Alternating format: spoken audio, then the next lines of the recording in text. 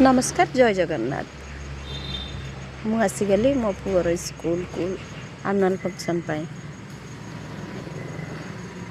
ओडिशा आदर्श विद्यालय मल्लिकापुर। आज मो poor school annual function होची सेतिपय आमे समस्ते आसीजु। सब मु एकला न सब गार्डियन माने आसीचंती कहीं आज फंक्शन होची, नाच हबो, गीत हबो, बहुत गेस्ट माने भी आसीथिबे।